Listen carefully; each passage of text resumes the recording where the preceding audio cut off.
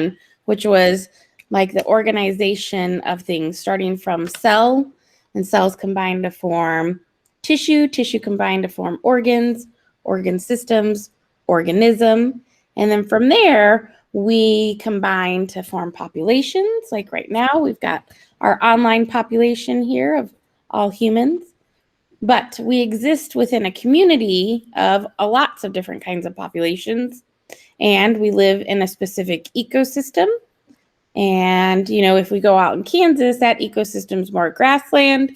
If we go more towards like Tennessee, that's more of a forested ecosystem. So we're kind of in between those two. And then ecosystems combine to form a biosphere. So that was our first learning target. Our second learning target is the characteristics of living things. So that's what I'm going to present now. If you guys have your note packet, you're welcome to follow along with that. This would be number 2 on your note packet. So I'm going to be presenting our notes for that.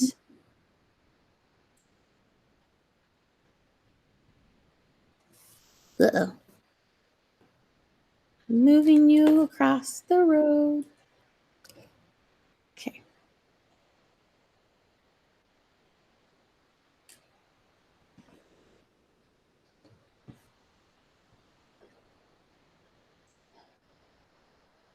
All right. Do you have puppy dogs looking at you? Okay. Thank you for showing me the trick with the mouse yesterday, Mr. Lewis. I was having a little bit of a mild panic attack that I didn't know where everything was. You know, there have been several teachers that have been having panic attacks this week. Okay, moving on to learning target 2, because we're going to start running out of our time. We are doing GARS. So this is characteristics of living things. In biology, we are learning what is a living thing. And so that is, there's lots of different characteristics, but in our class, we've narrowed it down to 4 specific things. So you guys are going to need to be able to remember these and write these out whenever I give you an option, and we'll practice that before you leave today. So to remember that, it is called GARS, kind of like a pirate, you know, like GARS. Okay. All right. So it's not as fun when I'm by myself trying to be funny. And I can't hear any of you guys. So growth, adapt, reproduce, and structure is where we get GARS from. So in order for you to be classified as living, you have to be able to grow, adapt, reproduce, and have like some type of structure or order to you. So that leads us to, oh,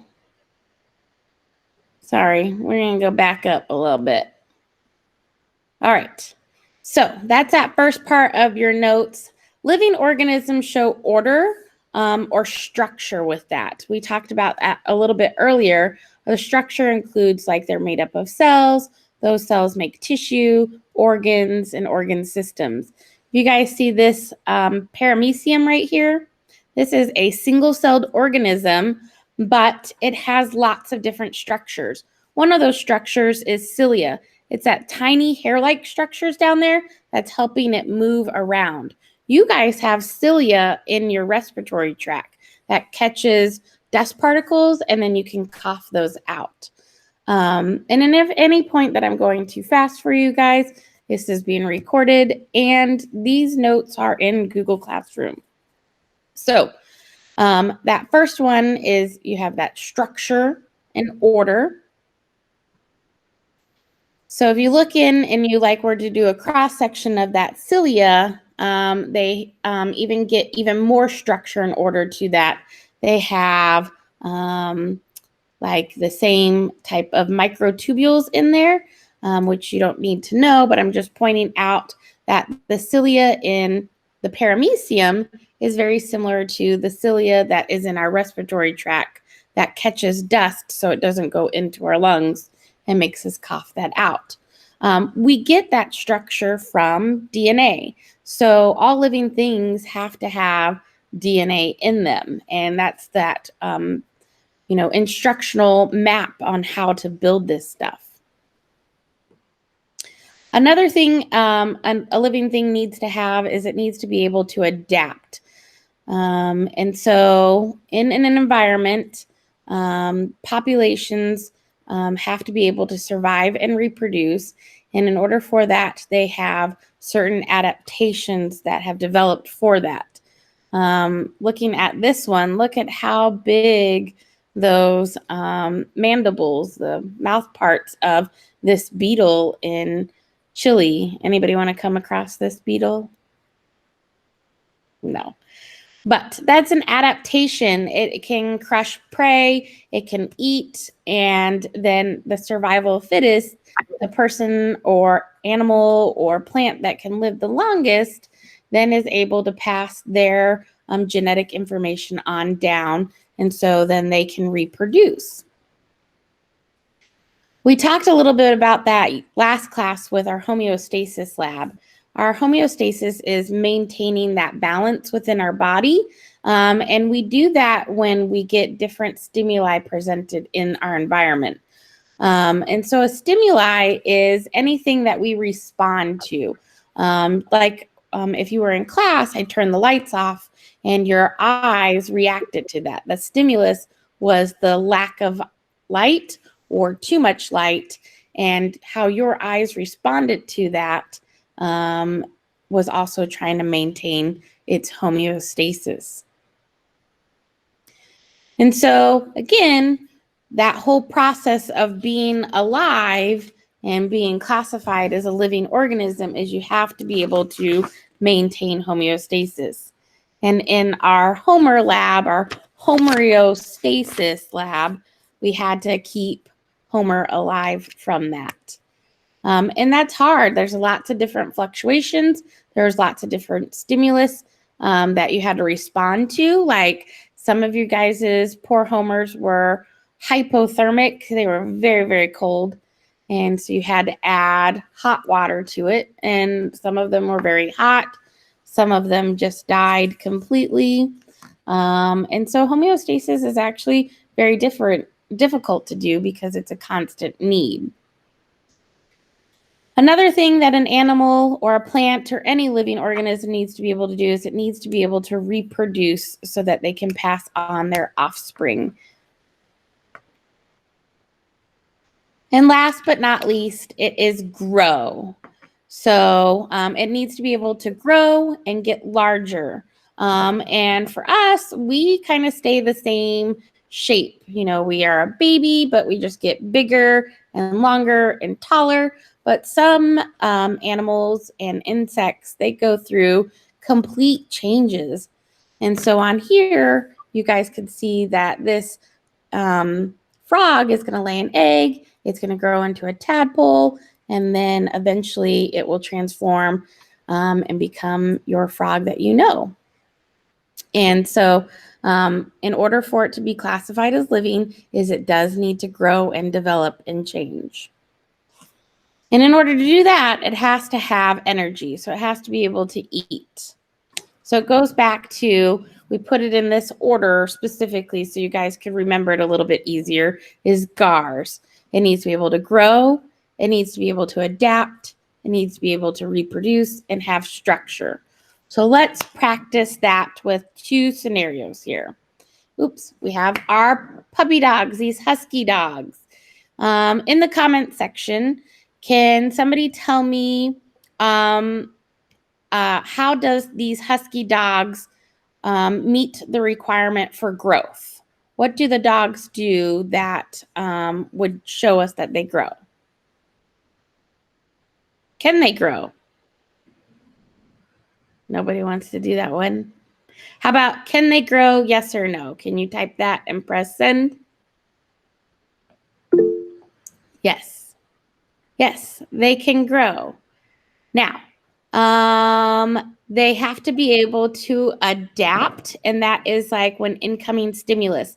what is one way, if you could type it in the function, what is one way that this little husky dog, there's two of them, are maintaining their body temperature? How are they adapting to body temperature? Can you type that into the chat bar? How can they adapt to it being too hot? What are they doing? Thank you. Yes, Tanner, panting. They pant. Remember we talked about that last time, that dogs don't have sweat glands. They do have to pant. All right. And last but not least, nope, two things. Can a dog reproduce? Yes or no?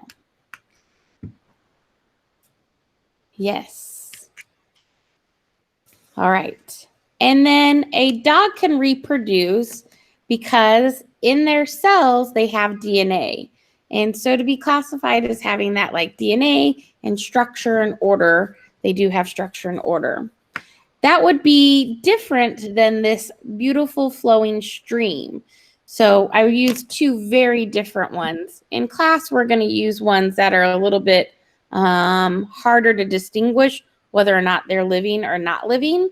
But looking at this stream, technically, can it grow? Can it get bigger? Can a stream get bigger? Yes. So if it can get bigger, is it alive then?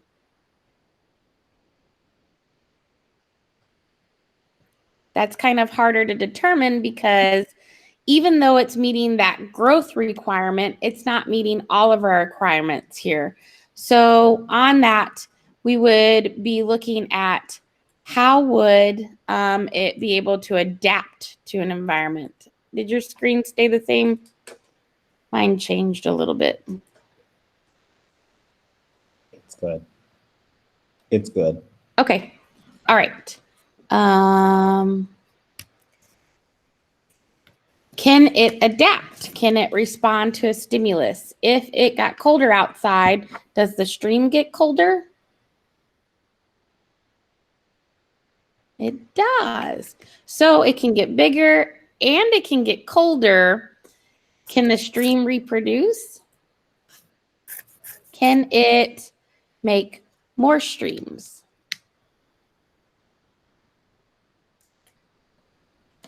That's a tricky question. Can it share its hereditary? Or heredity would be the proper word. It cannot. And last one, would it have structure and order? Like, does the water have structure and order? And I mean, molecularly, it would be a specific one, but there's all kinds of things flowing in there, so it wouldn't meet that requirement either. So those are two things that you would have to be able to do, is you need to be able to define growth, adapt, reproduce, and have structure. And then you also need to be able to defend your answer. So like we did with the dogs versus the stream, are you able to determine which one is alive based off of those four things? Right? Mr. Lewis, do you have anything to add?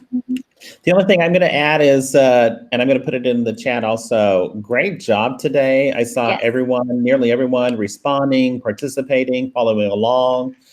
Y'all did Perfect. great. You rocked it. Yep. All right.